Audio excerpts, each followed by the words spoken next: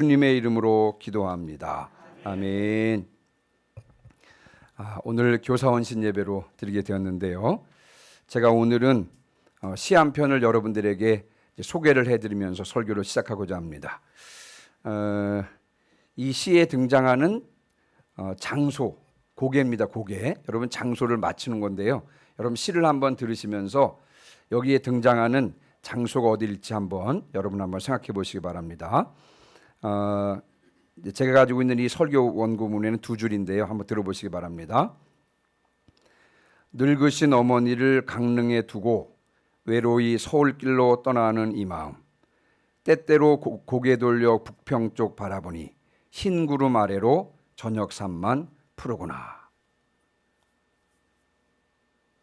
멋있죠? 네. 자, 여러분 여기 등장하는 고개 이름을 맞히는 것입니다. 어떤 여인이요? 이 여인이 누구냐면요, 신사임당입니다. 이 신사임당이 어린 율곡의 이제 손을 잡고 이곳을 넘어서 한양으로 넘는 중에 쓴 시거든요. 여기에 등장하는 고개 이름을 맞추는 것인데요. 어디일까요? 예? 여러분들이 동시에 맞췄기 때문에 제가 선물을 준비했는데 한 사람만 드려야 되는데 못 드리겠습니다. 예, 여기 등장하는 강원도 유명한 고개가 바로 대관령입니다. 대관령. 여러분 대관령 고갯길 유명하죠. 이제 99굽이라 그럽니다. 아주 꼬불꼬불하기로 유명했던 그 길이 대관령 고개입니다. 예전에 제가 이제 부목 전도사 시절인데요. 포항 담임 목사님 모시고 여러 성도들과 함께 봉고차 2대로요. 포항에서 장례식장에 갔다가 울진에서 신방을 마치고 그리고 이제 강릉을 거쳐서 금요 심야 기도의 시간에 맞춰야 되는데 담임 목사님은 이제 뒷차로 오시고 그 신방 전사님이랑 저랑 세 사람, 남자 3사람 앞을 타고 일단 금요 심야 기도의 시간에 맞춰서 가라고 하는 담임 목사님의 명을 딱 받들어서 그 대관령 고갯길을 넘는데요. 제가 운전을 한 건 아니고요. 조수석에 있었는데 와, 정말 까무라칠 뻔했습니다. 너무 꼬불꼬불하잖아요. 그 길이요. 그렇죠? 여러분 그 대관령 고갯길 여러분 다녀보신 분들 기억하실 것입니다. 그렇죠? 대관령 구비구비 그 꼬불꼬불하기로 유명한 그 고갯길인데, 그런데 여러분 지금은 옛날 얘기입니다. 지금은 완전히 달라졌습니다. 새로운 길이 생겼습니다. 그 대관령 아래로요. 터널을 7개를 뚫어서 옛날보다도 시간이 한 3분의 1 정도로 시간이 단축되는 그런 새로운 길을 만드는 것입니다. 이제 옛길, 대관령 고개 그 옛길은요, 등산 코스나 추억의 코스로 이용이 되고요. 대부분 차들은 이제 새로운 길, 터널을 통해서 대관령을 넘게 된 것입니다. 대관령은요, 이 옛길과 새로운 길이 극명하게 대조되는 것이 바로 이 대관령인 것입니다. 자, 성경에 제가 또 그 옛길과 새로운 길이 극명하게 대조되는 것을 한 곳 더 소개해 드릴 텐데, 성경에 등장하는 길입니다. 구약 성경에 등장하는 유명한 도로 중에서 한번 여러분 따라해 보시기 바랍니다. 왕의 대로. 다시요. 왕의 대로. 아니 목사님 성경에 왕의 대로가 나옵니까? 예, 나옵니다. 왕의 큰 길이라고 하는데 민수기에 나옵니다. 왕의 큰 길이라고요.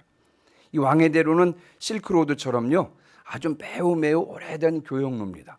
그래서 이제 대상들의 낙타를 타고 물건을 싣고 오가던 그 길이 바로 이 왕의 대로인데요. 여러분 요르단에 가면 지금도 그 길이 있습니다. 제가 지난번 성지순례 갔을 때 저는 그 길이 너무도 궁금했어요. 왜냐하면 출애굽한 이스라엘 백성들도 그 왕의 대로를 가고 싶었거든요.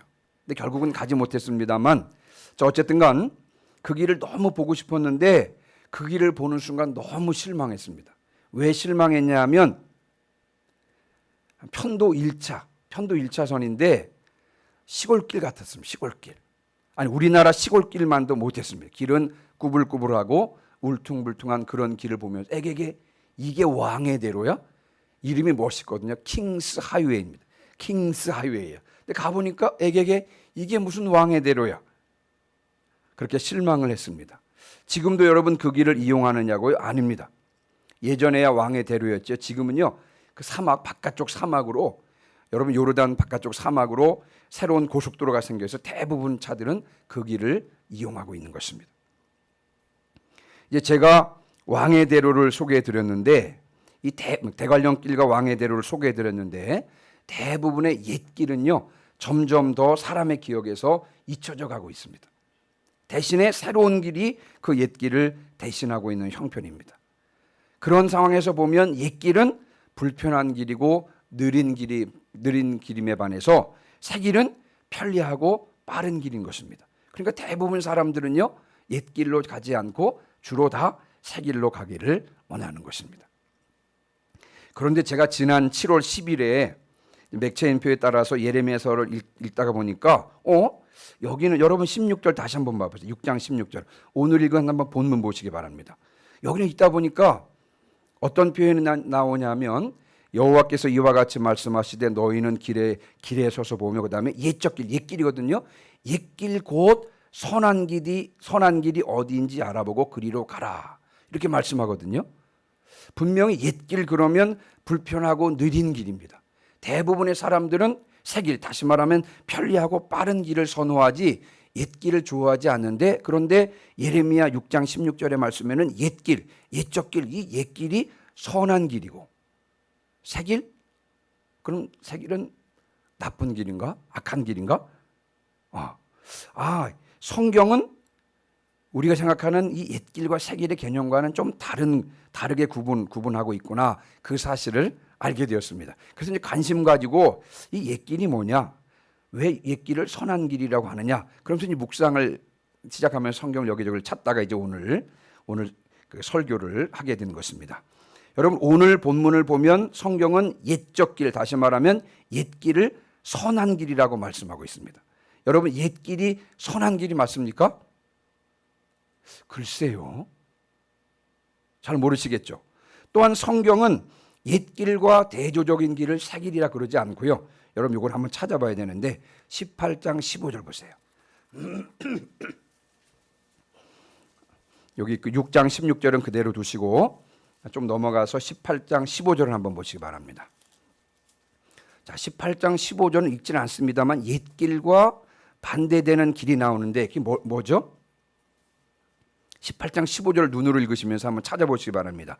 옛길의 반대는 새 길이 아니라 옛길의 반대는 성경을 뭐라 그러죠? 따라해 보세요. 곁길. 다시요. 곁길. 예. 성경은 옛적 길, 옛길과 대조적인 길을 새 길이라 하지 않고 곁길이라고 부르고 있습니다. 그러니까 성경은 옛길을 선한 길이라고 부르고 있고, 자연스럽게 그 반대되는 곁길을 어떤 길이라고요? 악한 길로 그렇게 구분하고 있는 것을 볼 수가 있습니다. 그러니까 세상의 구분 방식과 이 성경의 구분 방식이 완전히 다르다는 것을 이제 보게 되는 것이죠. 자, 그래서 오늘 저는 이제 교사 헌신 예배를 맞아서 첫 번째, 옛길이 뭐냐? 옛길이 뭐길래 도대체 옛길을 선한 길이라 그러느냐? 또 옛길을 걷는다는 것은 무엇을 뜻하는 것이냐? 그리고 교사로서 이 시대의 다음 세대를 맡은 교사로서 놀라운 엄청난 사명을 우리에게 하나님께서 부여해 주셨는데, 이 교사로서 아니면 자녀들을 가르칠 부모로서 학생들과 자녀들에게 무엇을 가르쳐야 할지에 대해서 말씀을 드리면서 오늘 말씀을 마무리하고자 합니다. 자, 그러면 먼저 이 옛길이 무엇인지 한번 여러분께 좀 말씀을 드리려고 합니다. 옛길, 제가 이제 다른 번역 성경을 찾아보니까 이 쉬운 성경에서는 옛길을 뭐라고 번역했냐면요, 한번 여러분 따라해 보시기 바랍니다. 조상들이 걸어온 옛길. 왜 옛길이냐 하면 옛날부터 조상들이 걸어왔던 길입니다. 오래된 길이에요. 조상들이 오래전부터 걸어온 그 길이라 그래서 이것을 옛길이라 그럽니다. 그럼 여기서 말하는 조상들은 누구를 가리키느냐? 히브리서 12장 1절로 2절 말씀, 여러분 한번 다 아시는 말씀인데 잘 들어보시기 바랍니다. 이러므로 우리에게 구름같이 둘러싼 허다한 증인들이 있으니 모든 무거운 것과 얽매이기 쉬운 죄를 벗어버리고 인내로서 우리 앞에 당한 경주를 하며 믿음의 주요 또 온전하게 하시는 이인 예수를 바라보자. 히브리서 12장 1절 2절 말씀입니다. 앞부분에 보면 우리에게는 구름같이 둘러싼 허다한 증인들이 있다라고 말씀하고 있습니다. 여러분, 신앙은 경주입니다. 경주. 그런데 그 경주는 혼자 하는 것이 아닙니다. 여러분 경주는 혼자 하는 것이 아닙니다. 지금 내가 운동장에서 달리기를 하고 있다고 생각해 보시기 바랍니다. 여러분 내가 달릴 때 운동장 가에 있는 스탠드에 구름같이 둘러싼 허다한 증인들이 지금 나를 응원하고 있는 것입니다. 비록 운동장에서는 그 트랙을 나 혼자 뛰고 있지만, 나 혼자 달리고 있지만, 그러나 운동장 가에 있는 스탠드에는 많은 구름같이 둘러싼 허다한 증인들이 나를 응원하고 있는데, 여러분 이들이 누굽니까? 히브리서 11장 1절 2절의 근거로 보면 이들이 누구냐? 내가 지금 달리는 이 길을 이미 달려온 사람들입니다. 지금 내가 달리고 있는 이 길을 이미 달려온 사람들입니다. 그들은 내가 그 길을 완주할 수 있도록 운동장 스탠드에 앉아서 열심히 응원하고 있는 것입니다. 여러분 이 개념은요 제 개념이 아니라 예전에 제가 존 맥셀이라고 하는 그분의 책을 읽는 중에 히브리서 12장 1, 2절을 이렇게 운동장에서 경주하는 것으로 해석하는 모습을 보면 굉장히 인상적이었습니다. 예. 그 구름같이 둘러싼 허다한 증인들, 내가 지금 신앙의 경주를 하고 있는데 운동장 가에 앉아서 내가 달리는 것을 응원하고 있던 이 사람들이 바로 조상들인 것입니다. 믿음의 조상들인 것입니다. 구름같이 둘러싼 허다한 증인들 속에 지금 내가 달리고 신앙의 경주를 하고 있는데 나를 응원하고 있는 사람들 중에 누가 있냐면 여러분 아브라함도 앉아 있습니다. 거기에 누구도 앉아 있어요? 다윗도 앉아 있고요. 거기에 사무엘도 앉아 있고 에스더도 앉아 있고 요셉도 앉아 있습니다. 그 믿음의 선조들이 걸었던 그 길, 바로 그 길이 옛길입니다. 옛길. 그들이 오래전부터 달려왔기 때문에 그 길을 옛길이라고 하는 것일 뿐만 아니라 여러분 원어적인 의미에서 오래되었다라고 하는 의미 속에는요 영원하다라고 하는 의미가 있습니다. 그래서 지금까지도 그랬지만 앞으로도 영원히 바른 길일 것이기 때문에 그 길을 옛길이라고 말씀하고 있는 것입니다. 자, 그러면 그 옛길이 뭐라 그랬습니까? 믿음의 조상들이 오래전부터 달려왔던 밟아왔던 그 길이 옛길이라고 말씀을 드렸는데, 그렇다면 옛길을 왜 선한 길이라고 했을까요? 그리고 옛길을 걷는다고 하는 것은 무슨 의미가 있는 것일까요? 제가 믿음의 조상 아브라함의 예를 들어서 한번 여러분들에게 설명해 드리겠습니다. 창세기 12장 4절에 보니까 한번 여러분 따라해 보시기 바랍니다. 이에 아브라함이 여호와의 말씀을 따라갔고, 아멘. 하나님께서는 갈대아 우르에 살고 있던 아브라함을 부르셨습니다. 그리고 뭐라고 말씀하셨냐면 창세기 12장 1절 2절 말씀해 보니까 너는 너의 고향과 친척과 아버지 집을 떠나 내가 내게 보여줄 땅으로 가라. 내가 너로 큰 민족을 이루고 내게 복을 주어 내 이름을 창대하게 하리니 너는 복이 될지라 라고 말씀하셨습니다. 하나님께서는 아브라함에게 말씀하셨고요. 아브라함은 그 하나님의 말씀을 붙잡고 그 말씀을 따라서 나갔던 것입니다. 옛길을 걷는다는 것은 무슨 뜻이냐? 곧 하나님의 말씀을 듣고 하나님의 말씀을 따라서 나가는 것을 의미하는 것입니다. 하나님의 말씀을 삶의 기준으로 삼고 그 말씀대로 사는 것을 의미하는 것입니다. 하나님의 말씀은 언제나 100% 참이에요. 그래서 하나님의 말씀을 따라가는 옛길이 바로 선한 길인 것입니다. 다시 한번요. 죄송합니다. 하나님의 말씀은 언제나 100% 진리예요. 그렇죠? 하나님의 말씀은 언제나 100% 진리이기 때문에 하나님의 말씀을 따라가는 옛길이 바로 선한 길이다, 악한 길이다? 선한 길인 것입니다. 그래서 옛적 길, 옛길을 성경은 선한 길이라 말씀하고 있는 것입니다. 자, 그런데 우리가 옛길을 걸을 때 주의해야 될 것이 있습니다. 자, 옛길에는 뭐도 나 있어요? 무슨 길도 나 있어요? 곁길도 나 있습니다. 이 옛길을 가다 보면 곁길도 나 있습니다. 근데 이 성경이 아까 18장 15절에 보니까 곁길을 뭐라 그랬냐면요, 믿음의 조상들이 닦지 않은 길이라 그랬습니다. 다시 말하면 그들이 걸어온 길이 아닌 것입니다. 그들이 걸어온 길은 옛길의 옛길. 그런데 옛길을 걷다 보면 무슨 길도 있다고요? 곁길도 있는 것입니다. 근데 이 곁길은 믿음의 조상들이 걸어온 길이 아니에요. 그들이 닦아놓은 길은 아닙니다. 그런데 반드시 뭐가 있어요? 곁길이 있는 것입니다. 그걸 가다가 잠깐 좌우를 둘러보면 곁길이 있는데 누구도 가보지 않은 길 같으니까 자꾸 곁길로 가보고 싶은 호기심과 유혹이 생길 수가 있는 것입니다. 그러나 잊지 말아야 될 것이 뭐예요? 그 곁길을 성경은 악한 길이라는 것입니다. 믿음의 조상, 선조들이, 믿음의 조상들이 걸어온 그 길을 옛길이라고 하면서 그것을 선한 길이라고 하지만, 그러나 그 가에 나와 있는 곁길을 여러분 성경은 악한 길이라고 하는 것입니다. 그럼 곁길로 간다는 말은 무슨 말입니까? 18장 15절 다시 한번 제가 읽습니다. 무릇 내 백성은 나를 잊고 허무한 것에게 분향하거니와 이러한 것들은 그들로 그들의 길 곧 그 옛길에서 넘어지게 하며 곁길 곧 닦지 아니한 길로 행하게 했다. 곁길로 간다는 것은 무엇입니까? 하나님을 잊어버리고요, 허무한 것에 마음을 뺏기는 것을 말하는 것입니다. 그래서 악한 길이라고 부르는 것입니다. 곁길이 뭐예요? 하나님을 잊어버리고 허무한 것에 마음을 빼앗기고 있는 것입니다. 제가 이제 얼마 전에 피터 스카지로의 정서적으로 건강한 영성이라 하는 제목의 책을 읽었는데, 그 책 내용 가운데 중간에 우리를 유혹하는 것들에 대한 언급이 있습니다. 그러면서 제가 그 책을 읽으면서 이것이 바로 곁길로 가는 거구나. 이것이 곁길로 가는 것이구나. 한번 여러분 들어보시기 바랍니다. 곁길로 간다는 것은 어떤 것이냐? 이렇게 생각하는 것입니다. 행복은 자신이 가진 것에서 비롯된다. 우리 교회는 존재를 강조하는 교회인데요, 이와 반대로 존재가 아니라 소유가 행복이라는 것이죠. 그래서 최대한 신속하게 많은 것을 가져야 한다라고 가르치는 것입니다. 여러분, 이것이 곁길인 것입니다. 또 한번 들어보시겠어요? 삶의 안전은 돈과 권력과 지위, 건강에 있다.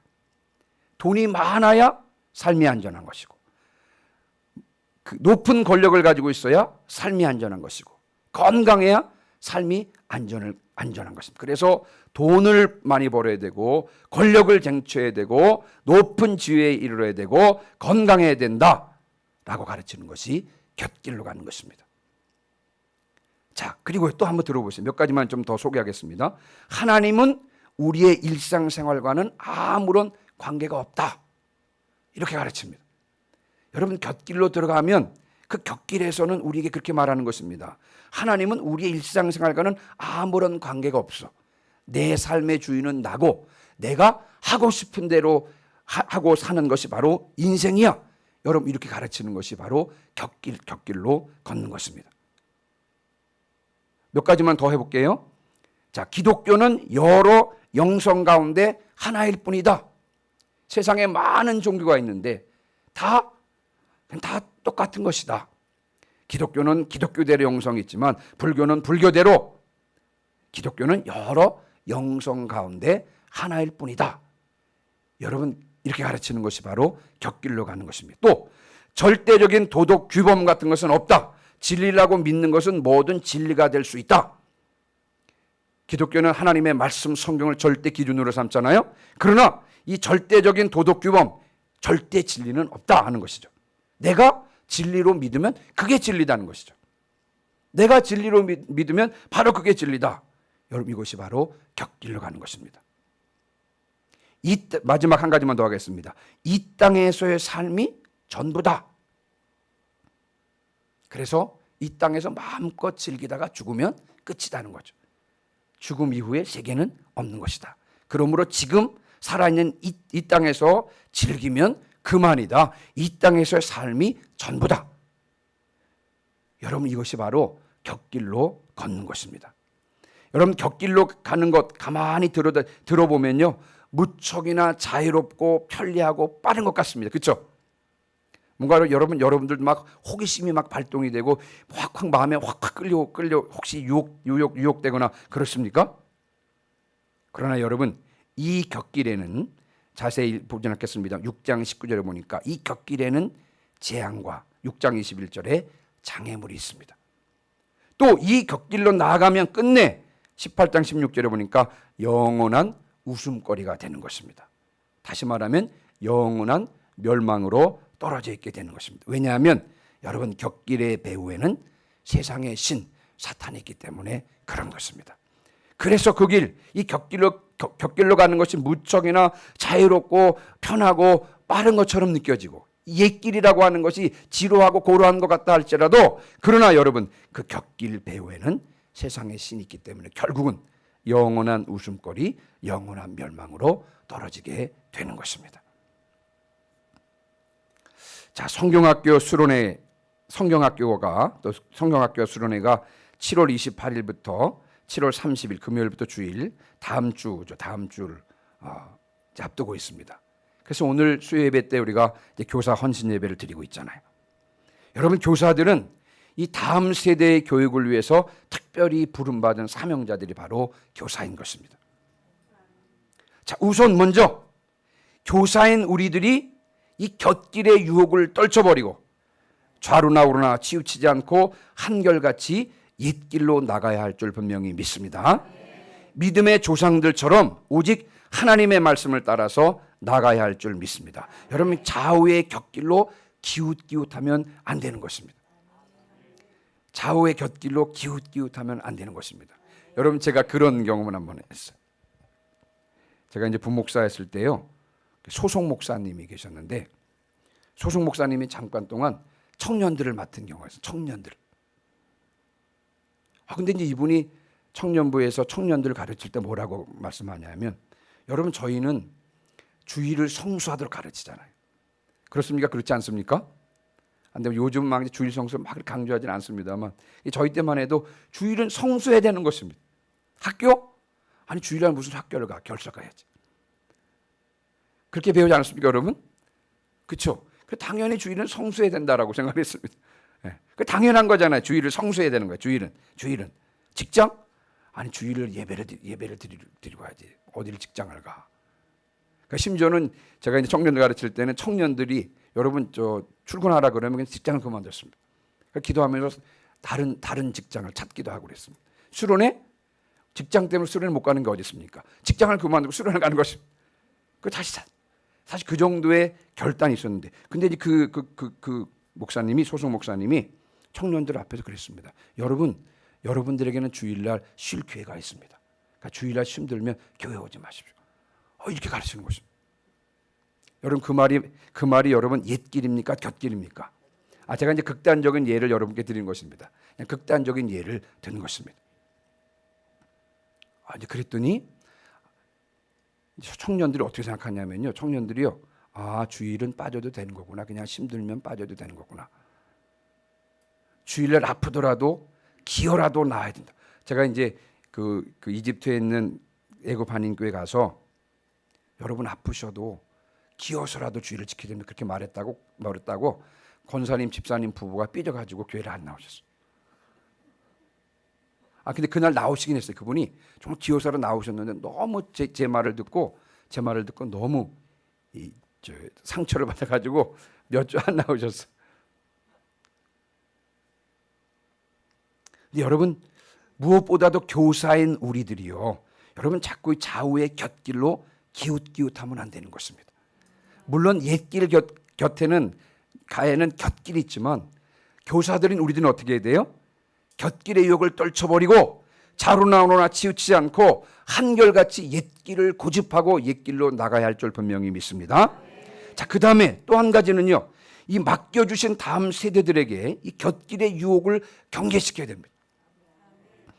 그리고 그들이 계속 옛길로 나아갈 수 있도록 끊임없이 옆에서 가르치고 붙잡아주고 동행해야 될 줄 분명히 믿습니다. 여러분 우리가 흔들리면 여러분 그들에게 옛길을 이야기해 줄 수가 없는 것입니다. 그래서 여러분 다음 세대들에게 곁길의 유혹을 경계시키고 또 그들도 계속해서 옛길로 나아갈 수 있도록 끊임없이 우리가 가르쳐야 되는 것입니다. 그래서 여러분 교사가 어려운 거잖아요.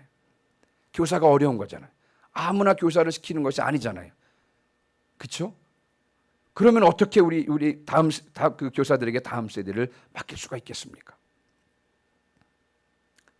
자, 그러기 위해서 여러분 이제 교사들과 또 이제 자녀들을 가르쳐야 될 부모들이 해야 될 일이 있습니다. 그게 뭐냐면 여러분 따라해 보시기 바랍니다. 할례를 받게 하자. 다시요. 할례를 받게 하자.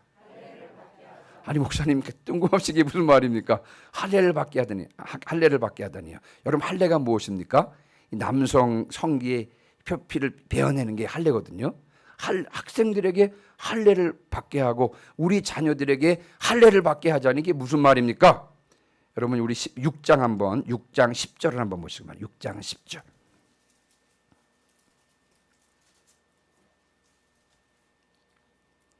6장 10절 같이 읽습니다. 시작. 내가 누구에게 말하며 누구에게 경책하여 듣게 할꼬 보라. 그 귀가 할례를 받지 못하였으므로 듣지 못하는도다. 아멘. 거기요. 그 귀가 할례를 받지 못하였으므로 듣지 못하는도다 그랬습니다. 그렇죠? 할례를 받아야 뭐예요? 말씀을 듣는다는 것입니다. 그런 의미에서 제가 학생들에게 할례를 시켜야 된다는 것이고 우리의 자녀들에게 할례를 행하도록 해야 된다는 이야기가 바로 이것입니다. 그 귀가 할례를 받지 못하면 하나님의 말씀을 듣지 못하는 것입니다. 옛길로 간다고 하는 것은 하나님의 말씀을 듣고 그 말씀을 삶의 기준으로 삼고 나아가는 것을 옛길을 걷는다는 것인데, 그렇죠? 하나님의 말씀을 들어야 되는데 할례를 받지 못하면 하나님의 말씀을 듣지 못한다는 것입니다. 그래서 여러분 제가 학생들에게 할례를 받도록 해야 된다는 것입니다. 우리의 자녀들에게 할례를 받도록 해야 된다는 것입니다. 자, 그럼 이 할례를 받도록 해야 된다는 것은 무슨 말입니까? 할례가 뭐냐? 여러분 할례가 무엇입니까? 하나님께서 이제 아브라함에게 말씀하셨습니다. 아브라함에게 약속하셨습니다. 근데 자꾸 이제 아브라함이 자꾸 그것을 잊어버리고 자꾸 의심하고 하나님께서 말씀하셨음에도 불구하고요. 아브라함이 자꾸 이렇게 의심하는 것입니다. 하나님께서 딱 약속하시고 딱 말씀하셨으면 그대로 성취될 텐데 아브라함이 자꾸 이렇게 의심하게 되는 것입니다. 그래서 여러분 하나님께서 아브라함을 부르셔서 아예 몸에 언약의 표시, 언약 백성이라고 하는 표시를 아예 몸에 새겨놓은 것입니다. 제가 지난번에 한번 말씀을 드렸는데 그 남자들이 화장실 갈 때마다 쳐다볼 거 아니에요? 쳐다보면서 뭐예요? 잊지 말라는 것입니다. 나는 누구라고요? 나는 하나님의 언약 백성이다. 나는 하나님의 말씀의 백성이다. 라고 하는 걸 잊지 말도록 하기 위해서 하나님께서 아브라함의 몸에 아예 딱 새겨주고 아브라함뿐만 아니라 너희 가족들 다 할례를 받으라. 그래서 여러분 아브라함이 할례를 받는 날 가족들 다 남자들 다 불러가지고 할례를 행했습니다. 그러면서 뭐예요? 나나 너희 모두는 다 하나님의 언약 백성이다. 다시 말하면 하나님의 말씀을 받은 자이고 하나님의 말씀대로 살아야 될 자들이고 하나님의 말씀을 따라서 살아가야 될 자들이다 라고 하는 이 정체성을 분명히 심어준 것이 바로 할례인 것입니다. 할례는 다른 말로 말하면 정체성이라고 할 수 있어요. 정체성. 여러분 교사로서 우리들은 학생들에게 분명한 정체성을 심어줘야 하는 것입니다. 다시요. 교사로서 우리들은 학생들에게 분명한 정체성을 심어줘야 할 줄 분명히 믿습니다. 부모로서 우리의 자녀들에게 분명한 정체성을 심어줘야 될 줄 분명히 믿습니다. 너희들은 하나님의 말씀의 백성이다. 하나님의 말씀의 백성임을 분명히 자각하고 하나님의 말씀을 들어야 된다 라고 하는 것을 우리가 학생들과 우리의 자녀들에게 가르쳐야 되는 것입니다. 너희들은 평생 하나님의 말씀을 따라가야 하는 말씀의 백성임을 분명히 알아야 한다 라고 하는 이 정체성, 분명한 정체성을 학생들이 알고 또 우리의 자녀들이 자각할 때 그때 비로소 할례를 받는 것이잖아요. 그때 비로소 하나님의 말씀이 들리는 것이고요. 그 말씀이 들릴 때 비로소 그 말씀대로 따라서 옛길로 가게 되는 것입니다. 곁길이 아니라 옛길로 감으로 말미암아 하나님의 백성다운 삶을 살게 되는 줄 분명히 믿습니다. 오늘 이제 말씀을 마무리하고 마칩니다. 여러분 참 교사라고 하는 것이 얼마나 막중한 그런 직분인지 얼마나 막중한 사명인지는 다시 강조를 하지 않아도 여러분 분명히 충분하게 느낄 수 있으리라 생각이 듭니다. 우리가 먼저 옛길을 가야 될 줄 분명히 믿습니다. 아브라함이 걸었던 그 길, 다윗이 걸었던 그 길, 에스더가 걸었던 그 길, 요셉이 걸었던 그 길을 우리가 먼저 담대하게 그 길로 나가야 될 줄 분명히 믿습니다. 뿐만 아니라 우리에게 맡겨주신 학생들 또 우리에게 맡겨주신 그 자녀들에게 할례, 다시 말하면 분명한 정체성을 심어주고 하나님의 말씀의 백성이라고 하는 분명한 정체성을 심어주므로 그들 또한 평생 하나님의 말씀을 따라 살아가는 그러한 자녀들과 어떤 그런 학생들이 되도록 해야 될 의무가 저희들에게 있어야 될 줄 분명히 믿습니다. 올 여름 우리 교회에서 진행되는 여름 성경학교와 또 수련회, 또 청년부 수련회, 이 모든 교회 행사 가운데 하나님께서 역사하심으로 말미암아 하나님의 말씀의 백성으로 거듭나는 그런 귀한 시간 되시기를 주님의 이름으로 축원합니다. 아멘. 206장